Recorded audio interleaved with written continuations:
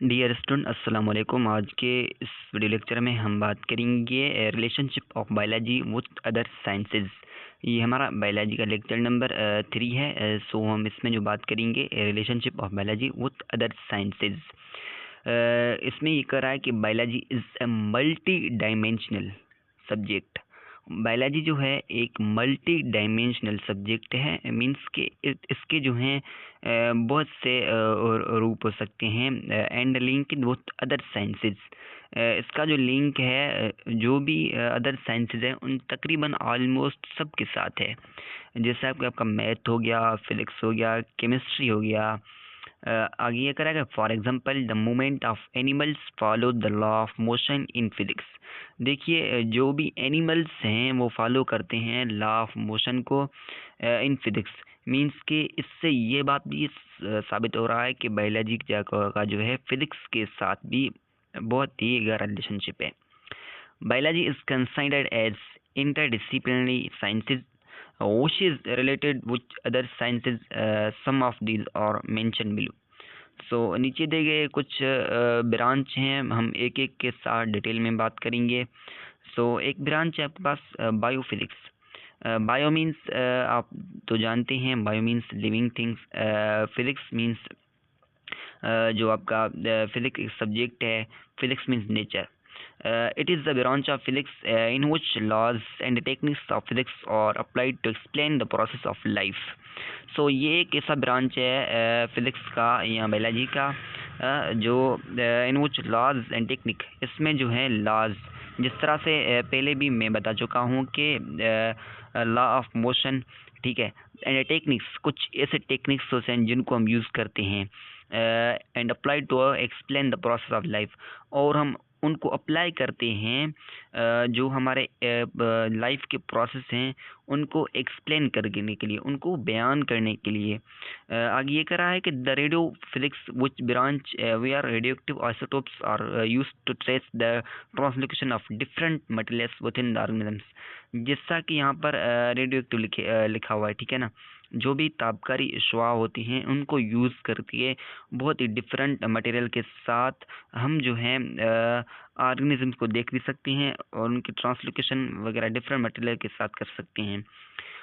Radio labelling and carbon dating also show some uses of radioactive isotopes in determining the age of fossils.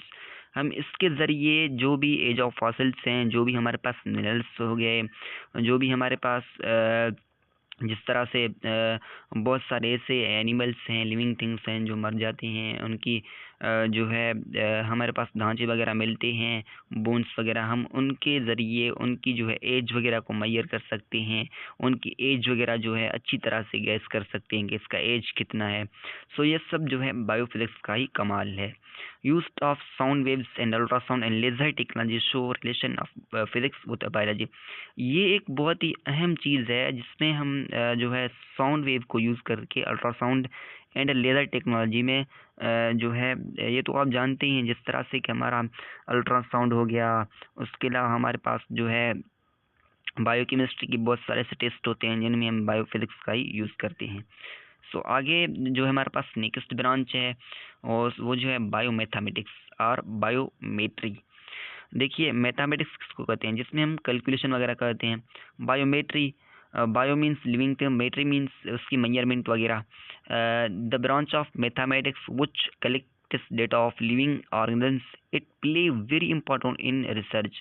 ये जो है हमारे पास data collection में जो भी लिविंग ऑर्गेनिजम्स हैं, लिविंग थिंग्स हैं, उनमें बहुत हेल्प करता है। और दूसरा क्या, इसका जो है रिसर्च में बहुत ही अहम इम्पॉर्टेंट रोल है। सो ये है हमारे पास बायोमैथमेटिक्स और बायोमेट्री। और नंबर 3 पर जो हमारे पास ब्रांच वो है बायोकेमिस्ट्री।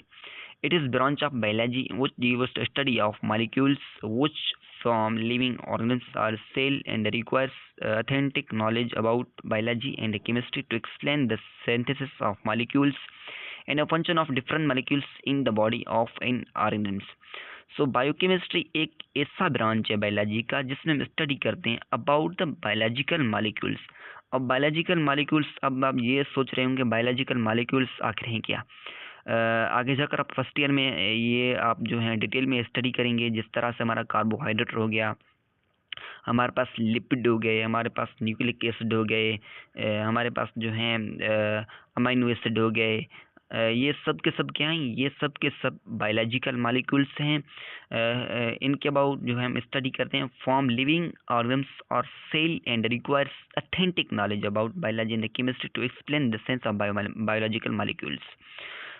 और उसके अलावा हमारे सेल के विथिन सेल मीन्स के हमारा जो सेल है उसके अंदर एक ऑर्गेनिज्म का दूसरे ऑर्गेनिज्म साथ कौन सा रिलेशनशिप है और वो कैसे एक दूसरे का साथ कनेक्ट हुए हैं और किस तरह से उनमें जो है फंक्शन प्रोसेस वगैरह होते हैं, इन सब के अबाउट भी हम बायोकेमिस्ट्री में स्टडी करते हैं।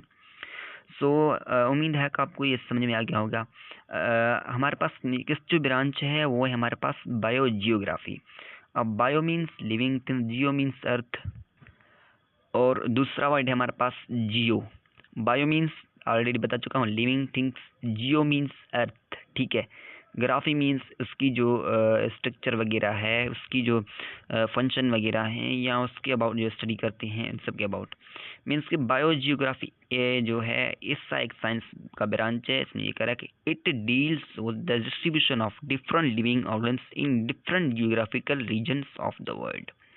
जो हमारे लिविंग ऑर्गन्स और लिविंग थिंग्स जो डिफरेंट जियोग्राफिकल रीजन्स में रहते हैं हमारे इस पूरे वर्ल्ड में, उनके अबाउट हम इसमें जो स्टडी करते हैं। मैनी लिविंग ऑर्गन्स और restricted to particular geographical regions due to the environmental condition. बहुत सारे जो हैं हमारे पास ऐसे लिविंग थिंग्स हैं जो इन्वायरमेंटल कंडीशन की वजह से जियोग्राफिकल रीजन वगैरह उनके हर एक की पार्टिकुलर होता है। हर एक की एक मना मीन्स के रिस्ट्रिक्टेड टू पार्टिकुलर मीन्स के हर एक का अपना एक हुदूद होता है। जिस तरह से हम जो हैं ह्यूमन हैं, हम 50 सेंटीग्रेड से जब जो हीट बढ़ जाएगा तो हमारा रहना जो है वहाँ पर मुश्किल हो जाएगा। या हमारा जो रहना है मिसाल के तौर पर 10 सेंटीग्रेड से नीचे आ जाएगा, हमारा रहना बहुत ही मुश्किल हो जाएगा। मीन्स कि हर एक ऑर्गेनिज्म का हर एक पार्टिकुलर एक फंक्शन होता है। जिस तरह से मछली है वो जो है समंदर वगैरह में या नदियों में रहती हैं, उनका मीन्स के बाहर आना मुश्किल है। हम इन सब के अबाउट जो है बायो जियोग्राफी में ही स्टडी करते हैं। सो आगे का जो हमारा लेक्चर लास्ट ब्रांच है वो है हमारे पास बायो इकोनॉमिक्स। बायो इकोनॉमिक्स एक ऐसा साइंस का बायोलॉजी का ब्रांच है, रिलेशनशिप है बायो इकोनॉमिक्स के साथ। It deals with economical important. देखिए इकोनॉमी एक बहुत ही इम्पोर्टेंट चीज़ है इन्वॉल्व इन प्रोडक्शन। ये प्रोडक्शन में मीट प्रोडक्शन आपका हो गया, उसके अलावा calculated for cost values and profit values. हमें इससे ये पता चलता है कि इस वक्त कंडीशन क्या है हमारे पास किसी भी लिविंग थिंग्स की, उनके जो है रेट वगैरह हो गए, उनकी प्रोडक्शन वगैरह किस तरह से चलता है उनकी। और उसके अलावा इसमें हम जो है इनकी जो है ये हमें कैलकुलेशन में भी बहुत ही काम का चीज़ है बायो इकोनॉमिक। सो ये था हमारे पास जो relationship of biology with other sciences. आगे का जो हमारा लेक्चर होगा वो कैरियर्स इन बायोलॉजी। ये एक मोस्ट इम्पॉर्टेंट टॉपिक है कैरियर इन बायोलॉजी। ये हम नेक्स्ट लेक्चर में इनके अबाउट डिटेल में बात करेंगे, नहीं तो वीडियो जो है बहुत लंबा हो जाएगा। Thank you so much for watching. मिलेंगे नेक्स्ट वीडियो, तक के लिए अल्लाह हाफिज़।